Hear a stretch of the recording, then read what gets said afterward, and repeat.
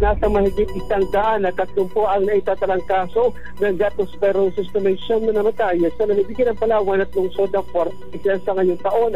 Patay sa datos ng Center for Regional Epidemiology and Technology Enhancement ng Department of Health, nasa 133 na ang kabuang bilang ng sakit sa probinsya.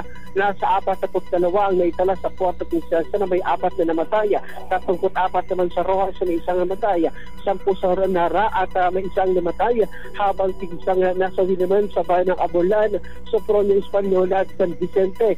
Ang buong region ng Negros ay nagtala naman 262 cases, 35 ang nasawi. Ayon sa Department of Health, kumonsulta sa pinakamalapit na Dr. Health Center sa loob ng 24 oras matapos na limusong sa mga baha, lalo't hindi lamang sa ihin na dagat nagbubula ang bakterya na nagdudulot ng leptospirosis. Ako si John Vicer, Bantakulo ng GMA sa Radyo Palawan. Dapat totoo.